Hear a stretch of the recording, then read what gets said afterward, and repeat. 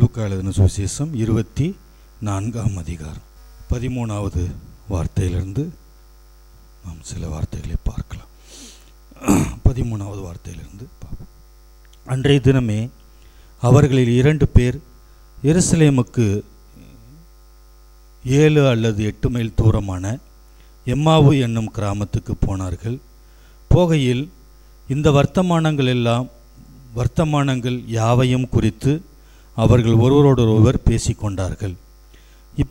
இப்படி அவர்கள் பேசி சம்பாஷித்து கொண்டிருக்கையில் இயேசு தாமே சேர்ந்து அவர்களுடனே நடந்து போனார். ஆனாலும் அவரை அறியாதபடிக்கு அவருடைய கண்கள் மறைக்கப்பட்டிருந்தது.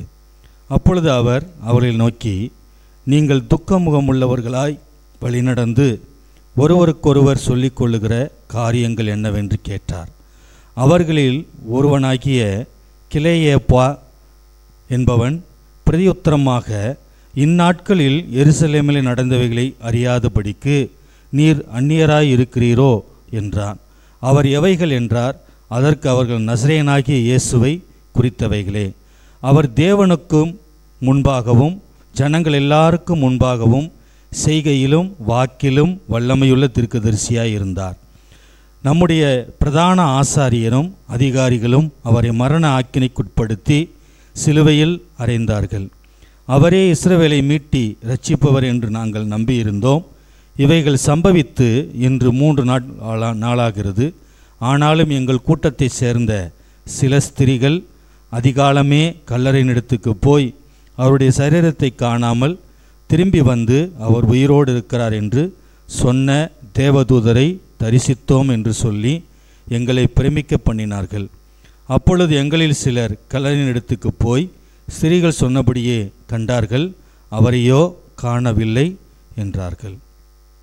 இங்கே இந்த வேத பகுதி நாம் வாசித்த வேத வார்த்தைகளில் லூக்கா 24:13வது வார்த்தையிலிருந்து பார்க்கும்போது, இயேசு ஆண்டவர் உயிர்த்தெழுந்த பின்பு அதிகாலையில் சில பெண் சீசர்கள், ஸ்திரீகள், மகதலேனா மரியாள், சில ஸ்திரீகள் என்று எழுதப்பட்டிருக்கிறது. இவர்களுக்கு தரிசனமாகி தம்மை வெளிப்படுத்தினார். அவர்களிடத்திலே தரிசனமாகி அவர்கள் உயிர்த்தெழுந்த இயேசுவை கண்டவுடனே அவர்களோடு அவர் பேசி,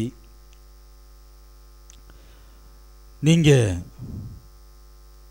எதற்காக உயிரோடு இருக்கிறவரை மரித்தோரிடத்தில் தேடி வந்தீர்கள்? அவர் இங்கே இல்லை, அவர் உயிர்த்தெழுந்தார் என்று அந்த கல்லறையின் வாசலில் ஒரு தேவதூதன் அமர்ந்து இந்த ஸ்திரீகளோடு சொன்னதாக நாம் பார்க்கிறோம் இந்த பகுதியிலே. அப்போ இயேசு ஆண்டவர் ஏற்கனவே அவர் ஊழியம் செய்கிற நாட்களிலே இந்த காரியத்தை குறித்து சீசர்களோடு அவர் பேசியிருக்கிறார். மனுஷகுமாரன் பாவிகளான மனுஷர் கையில் ஒப்பு கொடுக்கப்படுவார். அவர்கள் அவரை அநேக பாடுகளுக்கு உட்படுத்தி சிலுவையில் அறைவார்கள். ஆனாலும் 3ஆம் நாளிலே அவர் நான் உயிர்த்தெழுந்து உங்களுக்கு முன்பாக கலிலேயாவிலே போய் இருப்பேன் என்று சொன்னார். இப்போ இந்த வார்த்தைகளை இயேசு ஆண்டவர் சீசர்களோடு பேசியிருக்கிறார் ஏற்கனவே அவர் ஊழியம் செய்கிற நாட்களில். அப்போ இந்த ஸ்திரீகள் பார்க்கும்போது யூதர்களுடைய பாரம்பரிய வழக்கத்தின்படி மரித்து போன அடுத்த 3வது நாள் அன்றைக்கு அதிகாலையிலே கல்லறையிலே அடக்கம் பண்ணப்பட்ட இயேசுவுக்கு வாசனை திரவியங்கள், கந்த வர்க்கங்களை கொண்டு அவருடைய சரீரத்திலே பூசும்படிக்கு சென்றார்கள். ஆனால் கல்லறை திறக்கப்பட்டிருந்தது. கல்லறையினுடைய கல் புரட்டி தள்ளப்பட்டிருந்தது என்று இன்னொரு சுவிசேஷத்திலே வாசிக்கிறோம். இப்படி 4 சுவிசேஷங்களையும் ஒவ்வொரு விதமாக இயேசு ஆண்டவருடைய உயிர்த்தெழுந்த காரியங்களை அவர்களுக்கு வெளிப்படுத்தின விவரங்களில் மத்தேயு, மார்க்கு, லூக்கா, யோவான் எழுதியிருக்கிறார்கள். அப்போ இந்த உயிர்த்தெழுந்த இயேசு ஆண்டவர் இந்த மகதலேனா மரியாள் ஸ்திரீகளுக்கு தரிசனம் கொடுத்து முடித்த உடனே சீசர்களிடத்தில் போய் சொல்லுங்க, நான் அவர்களிடத்திலே பேசியபடியே சொன்னபடியே உயிர்த்தெழுந்து விட்டேன், உயிர்த்தெழுந்தார், இயேசு உயிர்த்தெழுந்தார் என்ற செய்தியை சொல்லுங்கள், சீசர்களிடத்தில் போய் சொல்லுங்கள் என்று சொன்னார். அதோட பேதுருவுக்கும் நீங்கள் விசேஷமாக போய் சொல்லுங்கள் என்று ஒரு வார்த்தை சொல்லுகிறார். அப்போ இங்கே இந்த சீசர்கள் போய் எல்லாரும் சொன்னாங்க, அன்றைய தினத்தில் போய் நாங்கள் பார்த்தோம், கல்லறையில் பார்த்தோம், அவர் இல்லை, உயிரோடு எழுந்து விட்டார் என்று சீசர்கள் இடத்துல இந்த ஸ்திரீகள் எல்லாரும் போய் சொன்னாங்க, மகதலேனா மரியாள் மற்ற ஸ்திரீகள். அப்போ அந்த சீசர்களுக்கு இன்னும் கூட நம்பிக்கை இல்லை. இயேசு உயிர்த்தெழுந்த செய்தியை அவர்கள் முழுமையாக விசுவாசிக்க முடியாதவர்களாக இருந்தார்கள். கல்லறை இடத்துக்கு அவர்களும் போனார்கள், ஓடி போய் பார்த்தார்கள், பேதுருவும் பார்த்தார். அவர் சரீரம் அங்கே இல்லை, கல்லறை திறக்கப்பட்டிருக்கிறது. எல்லாத்தையும் பார்த்தாலும் அவங்களுக்கு இன்னும் அந்த காரியத்தை குறித்து சந்தேகம் இருந்து கொண்டே இருந்துச்சு. அப்போ அன்றைக்கு இந்த உயிர்த்தெழுந்த நாள் அன்றைக்கு சாயங்காலம் மான நேரத்தில் இந்த காரியம் நடக்குது. அன்றைய தினம் அவர்கள் 2 சீசர்கள் எருசலேமுக்கு பக்கத்தில் 7 மைல் தூரத்தில் உள்ள எம்மாவு என்கிற ஒரு கிராமத்துக்கு போகிறாங்க. அந்த சீசர்களுடைய பெயரை லூக்கா குறிப்பிடவில்லை, 2 பேர் என்று சொல்லியிருக்கிறார். இந்த 2 சீசர்களும் எம்மாவு கிராமத்துக்கு நடந்தே போய் கொண்டிருக்கிறார்கள். நடந்து போகும்போது அவர்கள் போகும்போது என்ன பேசிக்கொண்டு போகிறார்கள் என்று பார்க்கும்போது 14வது வார்த்தையில் எழுதப்பட்டிருக்கிறது, இவைகள் போகையில் இந்த வர்த்தமானங்கள் யாவையும் குறித்து ஒருவரோடு ஒருவர் பேசிக்கொண்டார்கள். இப்படி அவர்கள் பேசி சம்பாஷித்து கொண்டிருக்கையில் இயேசு தாமே சேர்ந்து அவர்களுடனே நடந்து போனார். அப்போ இந்த சீசர்கள் பார்த்தீங்கன்னா என்ன பேசிட்டு போனாங்கன்னா, 2 பேரும் சேர்ந்து போகும்போது இயேசு ஆண்டவர் உயிரோடு இருக்கும் நாட்களிலே அவர்களிடத்தில் உபதேசம் பண்ணின காரியங்களை குறித்து பேசிக்கொண்டு நடந்து போனாங்க. வர்த்தமானங்களை, பழைய ஏற்பாட்டில் உள்ள வர்த்தமானங்கள், இந்த காரியங்களை குறித்தெல்லாம் அவர்கள் பேசிக்கொண்டு போனார்கள். இப்படி பேசிக்கொண்டு போகும்போது இயேசு தாமே அவர்கள் நடுவில் நடந்து அவர்களோடு சேர்ந்து நடந்து போகிறார். அப்போ அந்த சீசர்கள் பார்த்தீங்கன்னா எதை பற்றி பேசிக்கொண்டு போனார்கள்? அந்த 7 மைல் தூரம் உள்ள எம்மாவு கிராமத்துக்கு போகும்போது இயேசுவினுடைய உபதேசங்கள், இயேசு அவர்களுக்கு உபதேசித்த வார்த்தைகளை குறித்து பேசிக்கொண்டு போனார்கள். அதனால் இயேசு ஆண்டவர் அவங்க மத்தியில் கூடவே போகிறார்.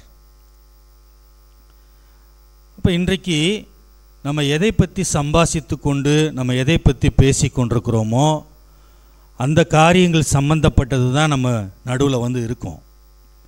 இந்த சீசர்கள் இயேசு சொன்ன வர்த்தமானங்களையெல்லாம் பற்றி பேசி கொண்டு போகும்போது இயேசு அந்த இடத்துல வந்துட்டார், நடுவில் அவங்களோட சேர்ந்து நடந்து போகிறார்.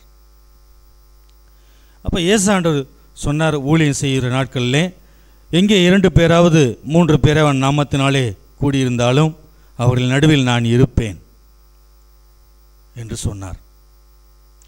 அப்போ இந்த 2 பேரும் போய் கொண்டிருக்கிறாங்க, 7 மைல் தூரம் நடந்து போகணும். நடுவில் இயேசு அவர்களுக்கு நடுவில் வந்து போயிட்டுருக்கிறார் நடந்து. அப்போ நம்ம எதை பற்றி பேசுகிறோம்? 2 பேர் சேரும்போது இன்றைக்கி எதை பற்றி பேசுகிறாங்க? 2 ஜென்ஸு, 2 ஆண்கள் சேரும்போது, 2 பெண்கள் சேரும்போது, 2 விசுவாசிகள் சேர்ந்து இருக்கும்போது, சேர்ந்து நடந்து போகும்போது நீங்கள் எதை பற்றி பேசுகிறீங்க? ஊர் கதை, உலக கதை, அவங்கள பற்றி இவங்கள பற்றி பேசுனீங்கன்னா அது அந்த குப்பை தான் நடுவில் இருக்கும். உங்கள் நடுவில் இயேசுவை பற்றி பேசணும். வேதத்தை பற்றி பேச வேண்டும். வேதத்தில் உள்ள வர்த்தமானங்கள், தீர்க்கதரிசியினுடைய சங்கீதங்களில் உள்ள வர்த்தமானங்கள், வேதத்தினுடைய வசனங்களை பற்றி, வார்த்தைகளை பற்றி பேசி கொண்டு போனீங்கன்னா அங்கே இயேசு கிறிஸ்துனுடைய பிரசன்னம் உங்கள் மத்தியில் இருக்கும்.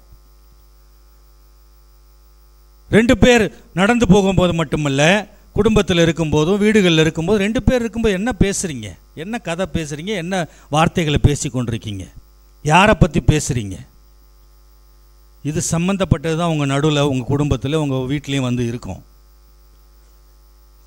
அதனால் நம்ம பேசுகிற வார்த்தைகள் ரொம்ப முக்கியம். இந்த சீசர்கள் பார்க்கும்போது வேதத்தில் உள்ள வர்த்தமானங்களை எல்லாம் பேசிட்டு போகிறாங்க. பைபிள் வசனமும் அதான் சொல்லுது. ஒரு சகோதரனை ஒரு சகோதரி ஒரு சகோதரனையோ, ஒரு சகோதரன் ஒரு சகோதரனையோ, ஒரு சகோதரி ஒரு சகோதரியை பார்க்கும்போது எப்படி இப்போ என்ன கேட்கணுமா, இன்றைக்கி கர்த்தர் உங்களோட என்ன பேசினார், என்ன நீங்கள் பைபிள் வசனம் படிச்சிங்க, கர்த்தர் உங்களுக்கு என்ன பேசினார், இதைத்தான் பற்றி பேசணுமா. பைபிள் வார்த்தை சொல்லுது. 2 பேர் சேர்ந்துட்டா போதும், ஃபோனில் பேசிட்டா போதும், நேரில் பேசிட்டா போதும், சபையில் உட்காந்துருக்கும் போது பேசிட்டா போதும். ஏதாவது கண்ட காரியங்களை பற்றி, மற்றவங்களை பற்றி பேசுகிறது தான் இன்றைக்கி அதிகமாக இருக்குது. மற்ற குடும்பங்களை பற்றி, மற்ற நபர்களை பற்றி, மற்ற வீடை குறித்து பேசுகிற காரியம்தான் இன்றைக்கி ஆண்கள் மத்தியிலையும் பெண்கள் மத்தியிலையும் 2 பேர் சேர்ந்துட்டாங்கன்னா இதான் நடக்குது. இந்த பேச்சு தான் போகுது. அப்போ இந்த சீசர்கள் பார்க்கும்போது இயேசுவுடைய வர்த்தமானங்களை பற்றி பேசிட்டு போகிறாங்க. அதனால் இயேசு அவங்க நடுவில் வந்துட்டார்.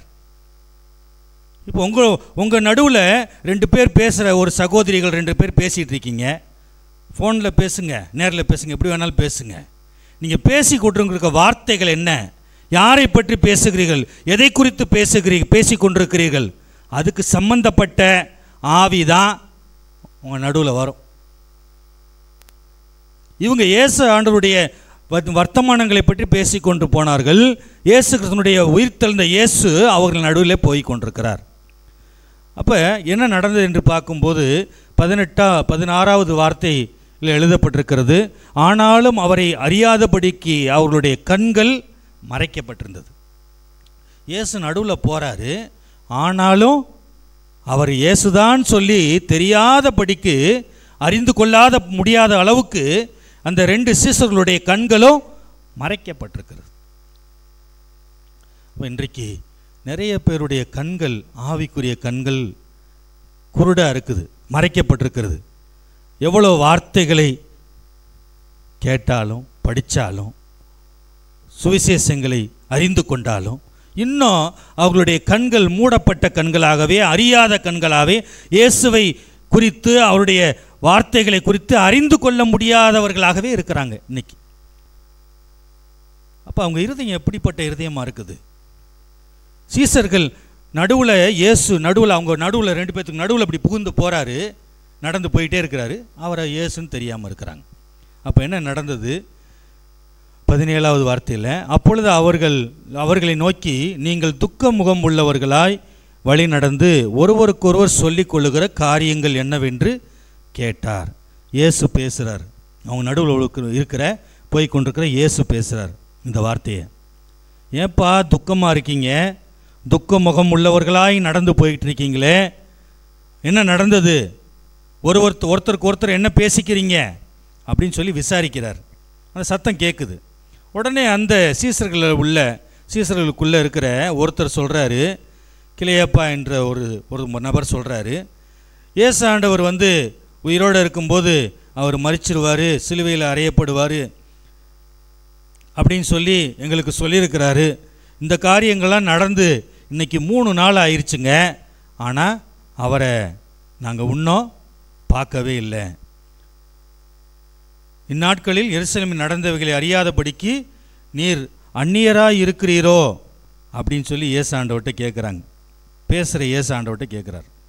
அவரும் கேட்குறாரு, என்னப்பா எதைப்பா பற்றி பேசுகிறீங்க, எவைகள் அப்படின்னு சொல்லி கேட்கும்போது, நசரேயனாகிய இயேசுவை குறித்தவைகளே, அவர் தேவனுக்கு முன்பாகவும் ஜனங்களுக்கு முன்பாகவும் செய்கையிலும் வாக்கிலும் வல்லமையுள்ள தீர்க்கதரிசியாக இருந்தார். நம்முடைய பிரதான ஆசாரியும் அதிகாரிகளும் அவரை மரண ஆக்கினைக்குட்படுத்தி சிலுவையில் அறைந்தார்கள். இப்போ சொல்கிறாங்க, நசரேயனாகி இயேசுவை பற்றி தாங்க நாங்கள் பேசுகிறோம் அப்படின்னு யார்கிட்ட சொல்கிறாங்க? இயேசு ஆண்டவர்கிட்டயே சொல்கிறாங்க. அவர் நடந்து நடுவில் போயிட்டுருக்காரு. அவர் இயேசுன்னு சொல்லி அறியாதபடிக்கு கண்கள் திறக்கப்படவில்லை. அவர் குரலை கூட அவங்களால புரிஞ்சுக்க முடியல. இயேசு தான் பேசினார் அப்படிங்க அவருடைய குரல் கூட கண்டுபிடிக்க முடியல. யாரோ ஒரு அந்நியர், யாரோ ஒருத்தர் நடந்து வராரு, அப்படி அவரோட பேசுகிற மாதிரி பேசிகிட்டு இருக்கிறாங்க. எருசலேமில் இருக்கும்போது இயேசு இப்படி சொன்னார், எங்களை எல்லாம் மீட்டி ரட்சிக்க போகிறவர் அவர்தான் சொல்லி நாங்கள் நம்பிட்டு இருந்தோம். எல்லாரும் சிலுவையில் அவரை மரண ஆக்கினைக்கு உட்படுத்தி கொலை செஞ்சுட்டாங்க, சிலுவையில் அரைஞ்சிட்டாங்க. அதெல்லாம் நடந்து இன்றைக்கு 3 நாட்கள் ஆகிவிட்டது. ஆனாலும் அவர் சரீரத்தை காணாமல் எங்களுக்குள்ளே உள்ள சில ஸ்திரீகள் அதிகாலமே கல்லறைக்கு போனாங்க. அவருடைய வைக்கப்பட்ட சரீரத்தை காணா, கல்லறை ஓப்பன் பண்ணி இருக்குது, திறந்து கிடக்குது. ஸ்திரீ அவங்க ஏசானுடைய சரீரத்தை காணா அப்படின்னு சொல்லி வந்து எங்ககிட்ட சொன்னாங்க. தேவதூதரை பார்த்தோம், அந்த இடத்துல அவருடைய சரீரத்தை காணாமல் திரும்பி வந்து தேவதூதரை பார்த்தோம் அப்படின்னு சொல்லி எங்ககிட்ட வந்து சொல்லி எங்களை எல்லாம் ஆச்சரியப்படுத்திட்டாங்க, பிரமிக்க பண்ணினாங்க அப்படின்னு சொல்லி இவங்க ஏசாண்டவட்டே சொல்கிறாங்க. 24வது வார்த்தையில், அப்பொழுது எங்களில் சிலர் கல்லறையினிடத்துக்கு போய் ஸ்திரீகள் சொன்னபடியே கண்டார்கள், அவரையோ காணவில்லை என்றார்கள். அப்பொழுது அவர் அவர்களை நோக்கி, தீர்க்கதரிசிகள் சொன்ன யாவையும் விசுவாசிக்கிறதுக்கு புத்தி இல்லாத மந்த இருதயம் உள்ளவர்களே. ஏசாண்டவர் இதெல்லாம் கேட்டுட்டு சொல்கிறாரு, தீர்க்கதரிசிகள் யாவரும் சொன்ன காரியங்கள் எல்லாம் விசுவாசிக்க முடியாத மந்த இருதயம் உள்ளவர்களே அப்படின்னு அவங்க 2 பேரையும் பார்த்து ஏசாண்டவர் பேசுகிறார். இப்போ தீர்க்கதரிசிகள் எல்லாரும் எவ்வளோ காரியங்களை சொன்னார்கள். தீர்க்கதரிசி புத்தகங்களில் எவ்வளவோ எழுதப்பட்டிருக்கிறது.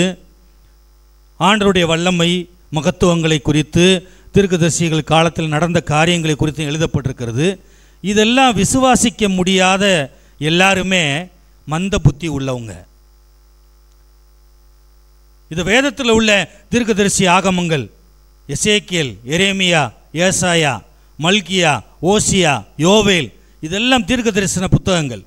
இந்த தீர்க்க தரிசன புத்தகங்கள் எல்லாம் உள்ள வார்த்தைகளை யார் ஒருத்தர் விசுவாசிக்க முடியலையோ, நம்ப முடியலையோ, அவங்களுக்கெல்லாம் இருதயம் எப்படி இருக்குது? மந்த இருதயம், புத்தி இல்லாத இருதயம். அதை இயேசு சொல்கிறாரு, தீர்க்கதரிசிகள் யாவரும் சொன்ன காரியங்களெல்லாம் விசுவாசிக்க கூட முடியலையே, புத்தி இல்லாத மந்த இருதயம் உள்ளவர்களே அப்படின்னு அவர்களை பார்த்து கடிந்து கொள்ளுகிறார். இன்றைக்கு எத்தனையோ தீர்க்கதரிசிகள் ஆகமங்களில் நம்ம ஆண்டவருடைய மகத்துவங்களையும் வல்லமைகளையும் அவர் செய்த அற்புதங்கள் அதிசயங்களையும் எல்லாவற்றையும் நம்ம வாசிக்கிறோம், கேட்குறோம், படிக்கிறோம். ஆனால் அதை விசுவாசிக்க முடியாத இருதயம் இருந்துச்சுன்னா நம்ம இருதயத்தில் புத்தி இல்லாத மந்த இருதயம் உள்ளவங்க. இந்த புத்தி இல்லாத மந்த இருதயம்னா மந்த இருதயம்னா அது எதுவுமே எது கேட்டாலும் அது ஏறாது, காதில் ஏறாது, எது கேட்டாலும் நம்பாது. இதுதான் மந்தம். அப்படி மந்தமாக, ஏன்டா மந்தமாக இருக்கிற, என்ன சொன்னாலும் மந்தமாக இருக்கிறானே, எவ்வளோ சொன்னாலும் மண்டையில் ஏறவே மாட்டேங்குது. அப்போ புத்தி இல்லாத மந்த இருதயமாக போயிடுச்சு சீசர்களுக்கு. ஏசாண்டவர் கடிந்து கொள்கிறார். இதை விசுவாசிக்க முடியலன்னா புத்தி இல்லாத மந்த இருதயம் உங்களுக்கு இருக்குது. இன்னைக்கு ஆண்டவர் சிலுவையில் மரணத்தையும் ஆண்டவருடைய மரணம் உயிர்த்தெழுதலை விசுவாசிக்க முடியாதவர்கள், என்னுடைய மீறுதல் அக்கிரமம் பாவம் நோய்களுக்காக இயேசு பாடுபட்டு சிலுவையிலே மரித்தார், அவர் கடைசி சொட்டு இரத்தம் வரைக்கும் சிந்தினார், பாடுபட்டார், 3ஆம் நாள் உயிரோடு எழுந்தார், இதோ உலகத்தின் முடிவு பரியந்தம் சகல நாட்களில் உங்களுடனே கூட இருக்கிறேன் என்று சொல்லி இருக்கிறார் அப்படின்னு இந்த இயேசு கிறிஸ்துனுடைய உயிர்த்தெழுதல், மரணம், உயிர்த்தெழுதல், இதை நம்ப முடியாத எத்தனை பேர் இருந்தாலும் அவர்கள் கிறிஸ்தவர்கள், விசுவாசிகள் என்று சொல்லிக்கொள்ளலாம். ஆனால் அவர்கள் புத்தி இல்லாத மந்த இருதயம் உள்ளவர்கள். இப்போ ஏசாண்டவர் சொல்கிறார், இதெல்லாம் நம்ப முடியலையே, உங்களுக்கு புத்தி இல்லை, இருதயம் மந்தமாக இருக்குது. இப்போ நிறைய பேர்த்துக்கு பார்த்தீங்கன்னா வார்த்தை கேட்டு முடித்த உடனே, வசனம் சொல்லி முடித்த உடனே, பிரசங்கம் கேட்டு முடித்த உடனே, பிரசங்கம் பண்ணி 1 மணி நேரம் 2 மணி நேரம் பிரசங்கம் பண்ணி முடித்த உடனே அப்படியே அலர்ட்டாக கேட்டுட்டு இருக்கிற மாதிரி தான் இருக்கும். முடித்த உடனே போயிட்டு என்னப்பா புரிஞ்சது அப்படின்னு ஐயா கேட்டாருன்னா, ஒன்றுமே புரியல அப்படிங்கிறாங்க. ஒன்றுமே புரியல. அப்படி தான் ஒரு அம்மா, ஒரு பெரிய பிரசங்கியார் பிரசங்கம் பண்ணிட்டு இருந்தாராம். 1 மணி நேரம் பிரசங்கம் பண்ணுறார். இந்த அம்மாவும் சபையில் சர்ச்சில் உட்காந்து பிரசங்கம் பண்ணுறத இப்படி தலையை ஆட்டி அப்படியே அழுது கேட்டுட்ருக்குறாங்க.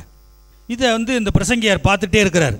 என்னடா நம்ம மெசேஜ் கேட்டு இந்த அம்மா அழுகுறாங்க, தலையை ஆட்டுறாங்க, இப்படிங்கிறாங்க அப்படிங்கிறாங்க அப்படின்ட்டு மெசேஜ் முடித்தார். பிரசங்கத்தை முடிச்சுட்டு போயிட்டு அந்த அம்மாவை கூப்பிட்டார். தனியாக கூப்பிட்டு, என்னம்மா கடவுள் உங்களோட பேசினாரா? ஆண்டவர் உங்களோட பேசினாரா? இயேசு பேசினாரா? அழுதுகிட்டே இருந்தீங்களே, மீட்டிங்கில் உட்காந்து அழுதுகிட்டே இருந்தீங்களே, தலையை ஆட்டினீங்களே நான் பிரசங்கம் பண்ணும் போதெல்லாம், என்னம்மா ஆண்டவர் பேசினாரா உங்ககிட்ட அப்படின்னு கேட்டா, இல்லையா, அட போங்கய்யா, ஆண்டவர் எங்கே பேசினார், வேற என்னம்மா ஆச்சு? நீங்கள் இப்படி தலையை ஆட்டி பிரசங்கம் பண்ணும்போது நீங்கள் கொஞ்சம் தாடி வச்சுருந்தீங்களா? அந்த தாடியை பார்த்த உடனே நான் ஒரு தாடி வச்ச ஆட்டுக்குட்டி வளர்த்துக்கிட்டு இருந்தேன். அந்த ஆட்டுக்குட்டி காணாமல் போயிடுச்சு கொஞ்ச நாளாக. அந்த ஆட்டுக்குட்டியோட ஞாபகம் வந்துருச்சு ஐயா. அந்த ஆட்டுக்குட்டியை நினச்சி தான் நான் அழுதேன். நீங்கள் இப்படி தலையை ஆட்டும் போல அந்த ஆட்டுக்குட்டி ஞாபகம் வந்துருச்சு. காணாமல் போன தாடி வச்ச ஆட்டுக்குட்டி ஞாபகம் வந்துருச்சான். அதை நினச்சி அழுதேன் ஐயா.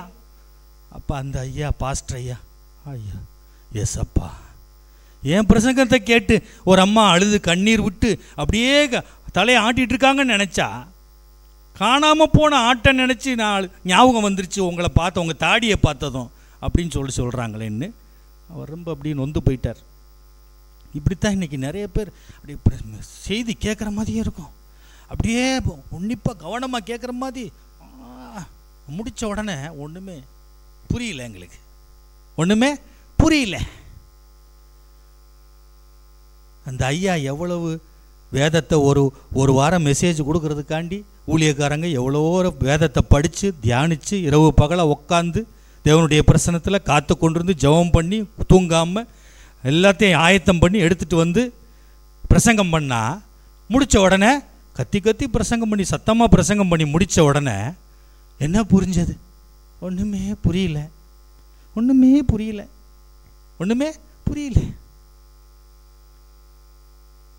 அப்போ மனசு இங்கே இருக்குது, மைண்டு இங்கே இருக்குது, பார்வை இங்கே இருக்குது, ஆனால் வேறு எதையோ யோசிச்சுக்கிட்டு உட்காந்துருக்குது. வார்த்தை கேட்கும்போது வேறு எங்கெங்கேயோ சுற்றிட்டு வருது.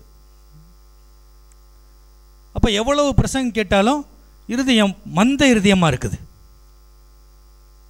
அப்போ இந்த சீசர்களை கூட 2 பேரையும் ஏசாண்டர் பார்த்து சொல்கிறாரு, விசுவாசிகள் தீர்க்கதரிசிகள் யாவரும் சொன்னதை குறித்து விசுவாசிக்கிறதுக்கு புத்தி இல்லாத மந்த இருதயம் உள்ளவர்களே அப்படின்னு கடிந்து கொள்கிறார். அடுத்த வார்த்தையில் சொல்கிறார், கிறிஸ்து இவ்விதமாக பாடுபடவும் தமது மகிமையிலே பிரவேசிக்க வேண்டியதில்லையா என்று சொல்லி மோசே முதலிய சகல தீர்க்கதரிசிகளும் எழுதின வேத வாக்கியங்கள் எல்லாவற்றிலும் தம்மை குறித்து சொல்லியவைகளை அவர்களுக்கு விவரித்து காண்பித்தார்.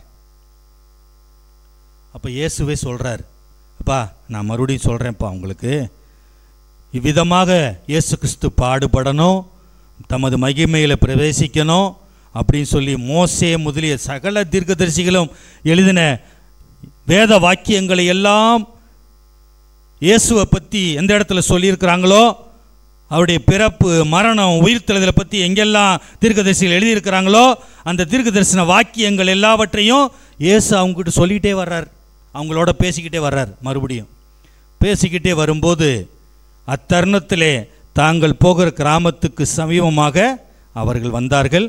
அப்பொழுது அவர் அப்புறம் போகிறவர் போல காண்பித்தார். அப்போ அந்த எம்மாவு என்கிற கிராமம் பக்கத்தில் வந்துருச்சு, அவங்க போய் சேர வேண்டிய கிராமம் வந்துருச்சு. அப்போ நடுவில் வந்து கொண்டிருக்கிற இயேசு எப்படியோ அப்புறம் கொஞ்சம் அவங்கள விட்டு கொஞ்சம் விலகி போகிற மாதிரி தெரியுது அவங்களுக்கு. அப்போ தான் என்னடா நம்ம நடுவில் வந்துட்டு இருந்தார், ஒருத்தர் பேசிக்கிட்டே வந்துட்டு இருந்தார், ஏதோ மோசே தீர்க்கதரிசிகளுடைய வேத வாக்கியங்களெல்லாம் பற்றி பேசிக்கிட்டே வந்தார் நம்ம கூட. அவர் என்ன இப்போ இப்படி பக்கத்தில் இங்கேயோ விலகி போகிற மாதிரி தெரியுதே அப்படின்னு அப்போ தான் கொஞ்சம் அவங்க தெரியுது அவங்களுக்கு. அப்போ என்ன சொல்கிறாங்க, அவர்கள் அவரை நோக்கி, நீர் எங்களுடனே தங்கியிரும், சாயங்காலம் ஆயிற்று அவர் என்று பொழுதும் போயிற்று என்று அவரை வருந்தி கேட்டுக்கொண்டார்கள். அப்பொழுது அவர் அவர்களுடனே தங்கும்படி உள்ளே போனார். அவங்க சேர வேண்டிய கிராமம் வந்தது, எம்மாவு கிராமம். அந்த கிராமத்தில் உள்ள வீட்டுக்கு அருகிலே அவர்கள் போன உடனே, அவர்கள் தங்க வேண்டிய ஸ்தலத்துக்கு போன உடனே இயேசுவை நோக்கி கேட்கிறார்கள், வேண்டிக் கொள்கிறார்கள். ஐயா, பொழுது போயிடுச்சு, சாயங்காலம் ஆயிடுச்சு, இரவு நேரமாக போகுது, நீங்கள் எவ்வளோ தூரம் இன்னும் போகணும், இந்த இரவில் போக வேண்டாம், எங்களோட கூட நீங்கள் தங்கி இருங்க அப்படின்னு சொல்லி அவரை வருந்தி வேண்டிக் கொண்டார்கள். அப்போ இன்றைக்கு எத்தனை பேர் இயேசு கிறிஸ்துவை நோக்கி, ஆண்டவரே எங்களோட தங்கியிரும், எங்கள் குடும்பத்திலே தங்கியிரும், எங்கள் வீடுகளில் நீ வாசம் பண்ணும், எங்களோடு தங்கியிரும் ஆண்டவரே அப்படின்னு வருந்தி கேட்டுக்கொள்ளுகிறவர்கள் மத்தியில் தான் அவர் வருவார். வேதம் என்ன சொல்லுகிறது? வேத வசனம் வெளிப்படுத்தின விசேஷத்தில், இதோ வாசல் படியில் நின்று கதவை தட்டுகிறேன், ஒருவன் என் சத்தத்தை கேட்டு கதவை திறந்தால் நான் உள்ளே வந்து அவனோடே போஜனம் பண்ணுவேன், அவனோட தங்குவேன், அவனும் என்னோட கூட போஜனம் பண்ணுவான், உள்ளே பிரவேசிப்பேன். சத்தத்தை கேட்டு கதவை திறந்தாதான் உள்ளே வருவார். அப்படி திறக்கவில்லை என்றால், நம்ம இருதய கதவை திறக்கவில்லை என்றால் அவர் வேற இடத்துக்கு போயிடுவார். உன்னத பாட்டில் அதான் சொல்லுது. உன்னத பாட்டு புத்தகத்தில் அவர் கதவை தட்டிக்கிட்டே இருக்கிறாரு. என் புறாவே, என் உத்தமியே, என் சகோதரியே, நான் மழையிலும் பனியிலும் நனைந்து கொண்டு வந்திருக்கிறேன், கதவை திற அப்படின்னு கூப்பிடுகிற என் நேசரின் சத்தத்தை நான் கேட்டேன். அப்புறம் அவங்க என்ன சொல்கிறாங்க? சாக்கு போக்கு, இப்போ தான் காலை கழுவுனேன், இப்போ தான் பெட்டில் போய் படுத்தேன், நான் எப்படி திறக்கிறதுன்னு சொல்லி அவங்க படுத்துக்கிட்டே இருக்கிறாங்களா அந்த அம்மா. அப்புறம் கொஞ்சம் லேட்டாக கதவை திறக்கிறாங்க. நான் என் நேசருக்கு கதவை திறந்தேன், கதவு துவாரத்தின் வழியாக அவர் விரலை விட்டுலாம் காமிச்சாரு, அவர் சத்தம் கேட்டுச்சு, நான் போய் கதவை திறக்கிறதுக்கு தாமதமாயிருச்சு. அப்புறம் போய் கதவை திறக்கும்போது என் நேசரோ அங்கே இல்லை, போய்விட்டார். இன்றைக்கு எத்தனையோ நாட்களாக நம் நேசர், நம்முடைய இயேசு கிறிஸ்து நம் இருதய கதவை அவருடைய வார்த்தையினாலே தட்டி கொண்டே இருக்கிறார். ஒவ்வொருத்தருடைய இருதய கதையும் வார்த்தையினாலே தட்டி கொண்டே இருக்கிறார். யார் ஒருத்தர் எங்களோட எங்கள் இருதயத்துக்குள்ளே வாங்க ஆண்டவரே, என் இருதயத்தில் தங்கி இருங்க, என் இருதயத்தில் நீங்கள் தங்கி இருக்கணும், வாசம் பண்ணணும் அப்படின்னு யார் விருப்பப்படுறாங்களோ அவங்கக்கிட்ட அவர் வர்றார். இந்த சீசர்கள் 2 பேரும், ஐயா இரவு ஆயிடுச்சியா, சாயங்காலம் ஆயிடுச்சியா, பொழுது போயிடுச்சியா, எங்களோட இன்னைக்கு தங்கியிருங்க அப்படின்னு என்ன பண்ணாங்களா? வருந்தி அவரை கேட்டுக்கொண்டார்கள், வேண்டிக் கொண்டார்கள். இன்னைக்கு எத்தனை பேர், இயேசு கிறிஸ்துவே என் உள்ளத்திலே வாரும், என் இதயத்திலே தங்கியிரும். ஒரு பாடல் வரிகள் இருக்குது, வாரும் ஐயா போதகரே வந்தென்மை என்னிடம் தங்கியிரும் அப்படின்னு சொல்லி ஒரு பழைய பாடல் வரிகள் இருக்கிறது. வாரும் ஐயா போதகரே வந்தெம்மிடம் தங்கியிரும். வருந்தி வேண்டிக் கொண்டாங்களாம். வருந்தி வேண்டிக் கொண்டு எங்களோட அவர்களுடனே தங்கும்படி என்ன பண்ணாரா? உள்ளே போனார். அவங்க வருந்தி கேட்டுக்கொண்ட உடனே உள்ளே போகிறார். இன்றைக்கு நிறைய பேர் இருதய கதவை, எல்லாருடைய இருதய கதவையும் வெளிப்படுத்தல் விசேஷத்து வார்த்தையின்படி தட்டி கொண்டே இருக்கிறார் ஆண்டவராகிய கிறிஸ்து.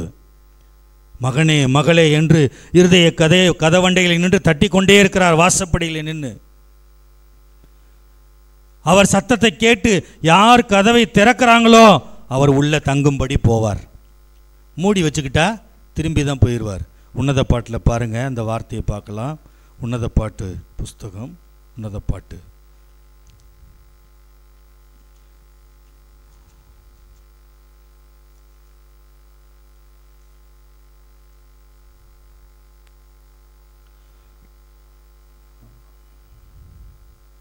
5வது வார்த்தை, 5வது அதிகாரம் 5-6 வார்த்தையில், என் நேசருக்கு கதவை திறக்க நான் எழுந்தேன், புட்டின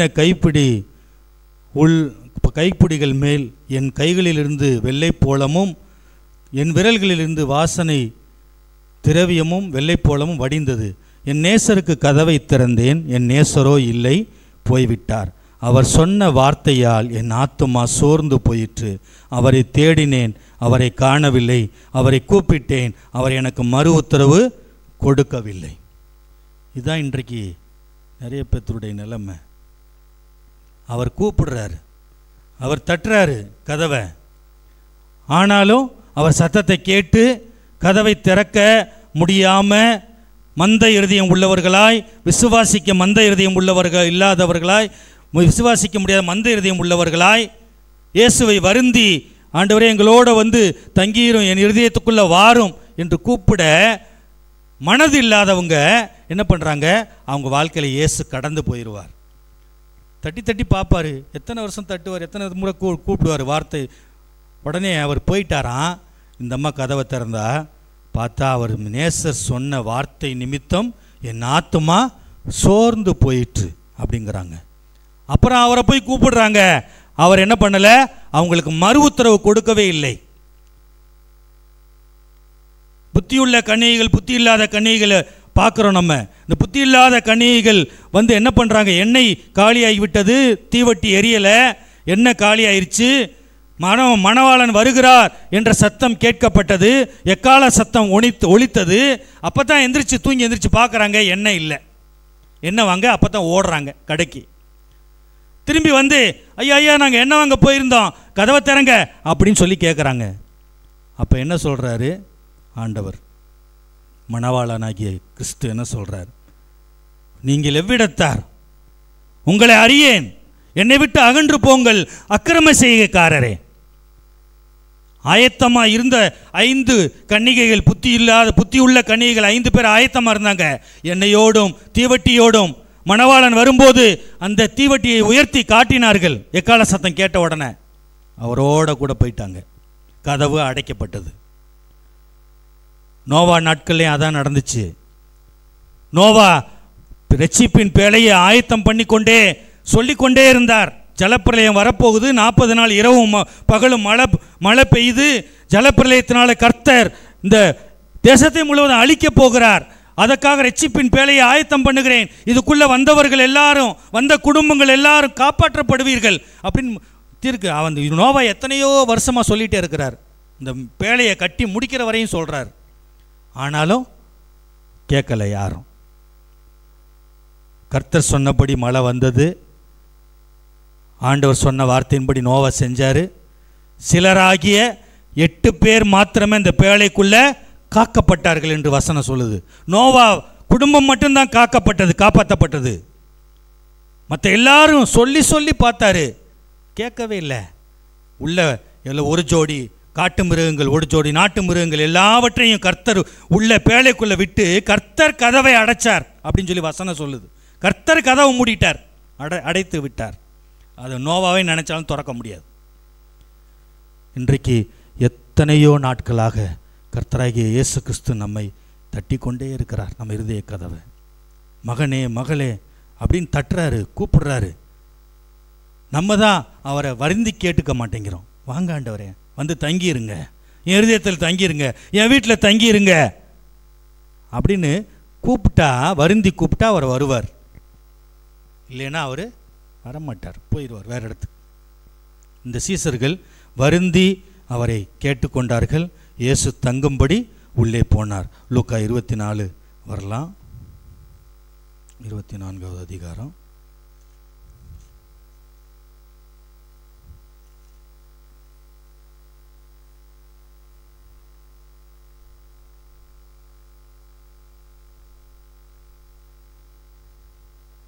முப்பதாவது வார்த்தையில், அவர்களோட அவர் பந்தி இருக்கையில் அவர் அப்பத்தை எடுத்து ஆசீர்வதித்து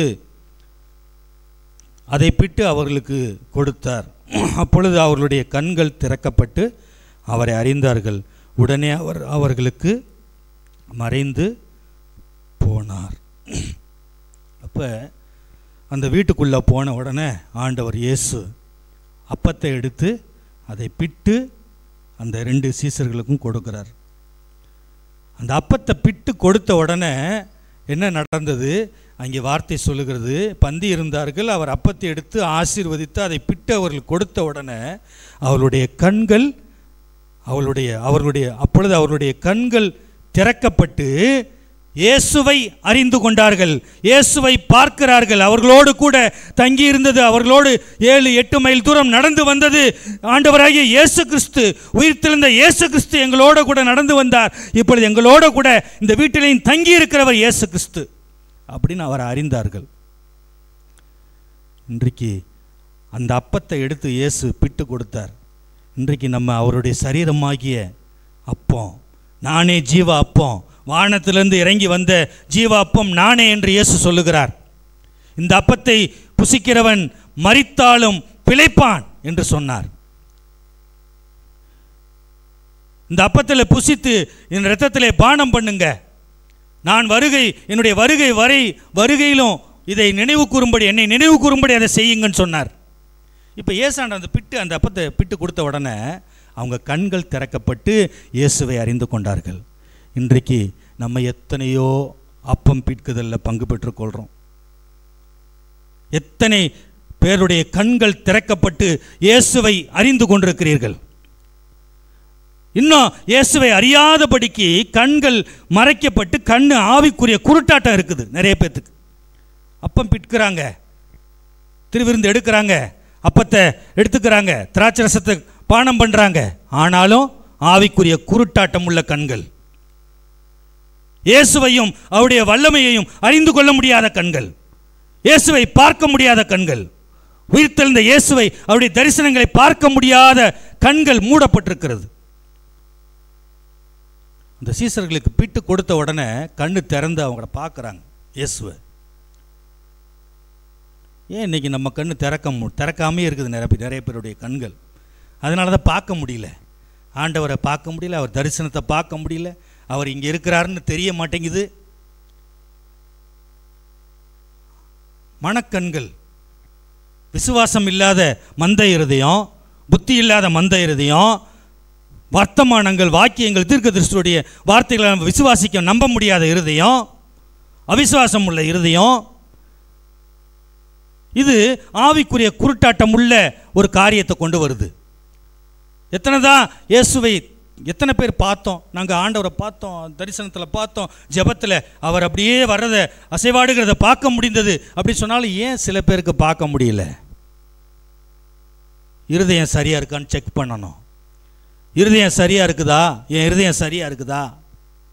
ஏன் நான் மட்டும் பார்க்க முடியல? என் கண்ணுக்கு மட்டும் ஏன் தெரிய மாட்டேங்கிறாரு? என் கண்ணுக்கு மட்டும் ஏன் ஆண்டவருக்கு தெரிய மாட்டேங்கிறாரு? அவருடைய பிரசன்னம் ஏன் தெரிய மாட்டேங்குது? ஆவியானவரை பற்றி நான் மட்டும் ஏன் தெரிந்து கொள்ள முடியவில்லை? அப்படின்னா இருதயம் சரியாக இருக்குதான்னு செக் பண்ணணும். ஆண்டவர் இயேசு மலை பிரசங்கத்தில் மத்தேயு சுவிசேஷம் 5வது அதிகாரத்தில் சொன்ன வார்த்தை அதுதான். சுத்த இருதயம் உள்ளவர்கள் பாக்கியவான்கள், அவர்கள் தேவனை தரிசிப்பார்கள். சுத்த இருதயம் உள்ளவர்கள் பாக்கியவான்கள், அவர்கள் தேவனை தரிசிப்பார்கள். இந்த அப்பத்தை பிட்டு அவர்கள் கொடுத்த உடனே கண்கள் திறக்கப்பட்டு இயேசுதான் இவ்வளவு நேரம் உயிர்த்தெழுந்த கிறிஸ்துவா நம்ம கூட இருந்தார், நம்ம கூட பேசிட்டு இருந்தார், நம்ம கூட நடந்து வந்தார் 7 மைல் 8 மைல் தூரம். இப்போ நம்ம வீட்டுக்குள்ள தங்கி இருக்கிறதும் உயிர்த்தெழுந்து வந்த இயேசு கிறிஸ்துவா. அப்போதான் அவங்க கண்கள் திறக்கப்பட்டு அவரை அறிந்தார்கள். இன்னும் நம்ம கண்கள் திறக்கப்படாமல் இருந்தால் ஆண்டவர் நம்மோடு கூட பேசுகிற வார்த்தையை கூட நம்மளால் அறிந்து கொள்ள முடியாது. அதுவும் விளங்காது, அதுவும் புரியாது. வார்த்தையை முதலாவதாக விசுவாசிக்கணும். விசுவாசித்து அதுக்கப்புறம் அவருடைய அப்பத்தை பிற்கும்போது ஏன் நம்ம கூட வேண்டிக்கலாம். அப்பம் பிற்கிறோம் ஞாயிற்றுக்கிழமைகளில், அப்பா உங்கள் அப்பம் பிற்கிறோம். அன்றைக்கு எம்மாவு சீசர்களுக்கு அப்பம் பிட்டு கொடுக்கும்போது அவர்களுடைய கண்களெல்லாம் திறக்கப்பட்டு உங்களை தெரிஞ்சுக்கிட்டாங்களே, எங்கள் கண்ணை கூட திறங்க, என் கண்ணை கூட திறங்க அப்படின்னு கேட்டால் திறந்து விடுவார். அவர்கள் கண்கள் திறக்கப்பட்டு அவரை அறிந்து கொண்ட உடனே அவர்களோட பந்தி இருந்தவர் அவர் அப்பத்தை எடுத்து அறிந்து கொண்டார். அப்பொழுது அவர்களுடைய கண்கள் திறக்கப்பட்டு அவரை அறிந்து கொண்டார்கள். உடனே அவர்கள் மத்தியிலிருந்து மறைந்து போனார். இப்போ இன்றைக்கு இந்த எம்மாவு சீசர்கள் மத்தியில் ஆண்டவர் உயிர்த்தெழுந்த உடனே அவர்களோட கூட சேர்ந்து போனார், நடந்து போனார், அவர்களோட பேசிக்கொண்டே போனார். ஆனாலும் இயேசுதான் பேசுகிறார், அவர்தான் பேசுகிறார் என்பதை, அவர்தான் எங்களோட கூட வருகிறார் என்பதை அறியாதபடிக்கு அவர்களுடைய கண்கள் மறைக்கப்பட்டிருந்தது. வர்த்தமானங்கள் தீர்க்கதரிசிகள் சொன்ன வார்த்தைகளெல்லாம் விசுவாசிக்க முடியாதபடிக்கு அவர்கள் இருதயத்திலையும் புத்தியில்லாத இருதயம், மந்த இருதயம் உள்ளவர்களாக இருந்தார்கள்.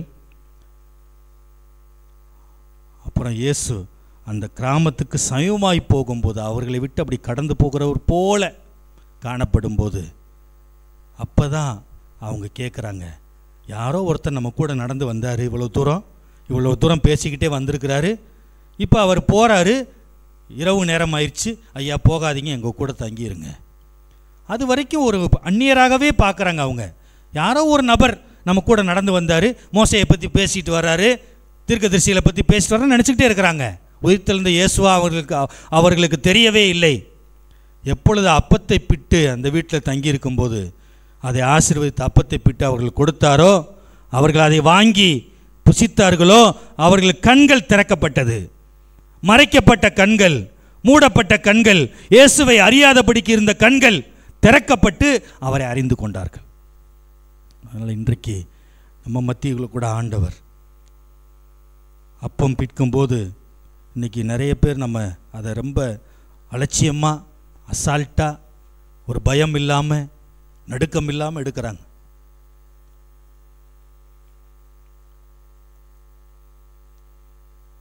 ஒரு ஏதோ சடங்காச்சாரமாக எல்லா சபையிலையும் திருவிருந்து கொடுக்குறாங்க, எல்லோரும் சபையிலையும் அப்பம் கொடுக்குறாங்க, நாங்களும் போய் வாங்கிக்கிறோம். இது கிடையாது. அதை பற்றி எடுத்தோம்னா அது ஒரு பெரிய சப்ஜெக்டு. அதை சரியான முறையில் நம்ம எடுக்கலைன்னா ஆவிக்குரிய மரணம் ஒன்று வரும், இல்லைன்னா சரீர மரணம் வரும். சரீரத்தில் வியாதிப்படுவாங்க, பலவீனங்கள், நோய்கள் வந்துடும் அப்படின்னு வார்த்தை சொல்லுது. யார் ஒருத்தர் துணிகரமாய் அதை அலட்சியமாக எடுக்கிறாங்களோ வியாதிப்படுவாங்க அப்படின்னு பவுல் சொல்கிறார் கொரிந்தியர் நிருபத்தில். இன்றைக்கு அப்பம் இயேசு கிறிஸ்து, அவருடைய சரீரம், அவர் எனக்காக பாடுபட்டு பிக்கப்பட்ட அடிக்கப்பட்ட இயேசு கிறிஸ்துவினுடைய சரீரம் அது. அவருடைய பாடி, அந்த பிரெட்டு அப்படிங்கிற ஒரு கண்ணோட்டத்தோட, ஒரு மனப்பான்மையோட எத்தனை பேர் எடுக்கிறாங்க? ஐயோ அது அப்பம், அவராக எனக்காக பிச்சு கொடுத்துட்டார் அவர் சரீரத்தையே. இப்போ இன்றைக்கு எத்தனை பேருக்கு அவ்விதமான காரியங்கள் ஒரு மனப்பான்மையோடு வந்து இந்த அப்பம் பிற்குதலில் பங்கு பெற்றுக்கொள்கிறோம். ஏதோ சடங்காச்சாரமாக இதை நானும் எடுத்துக்கணும், அவங்க எடுக்கிறாங்க நானும் எடுக்கிறேன், போட்டிக்காக பண்ணாதீங்க. இனிமேலாவது அப்பம் இது எனக்காக இயேசு கிறிஸ்து அவர் சரீரத்தையே பிச்சு கொடுத்த அவருடைய சரீரம், உடம்பு, அதில் நான் அதை தொடுறேன், அதை நான் எடுத்துக்கிறேன். அப்போ ஆண்டவர் சரீரம் நமக்காக பிற்கப்பட்டது. சீசர்களுக்கு எப்பொழுது அந்த சரீரத்தை பிட்டு கொடுத்தாரோ கண்கள் திறக்கப்படுது. இன்றைக்கி ஆவிக்குரிய குருட்டாட்டம் நிறைய பேத்துக்கு பிடிச்சிருக்குது. ஆவிக்குரிய குருடர்களாக இருக்கிறாங்க.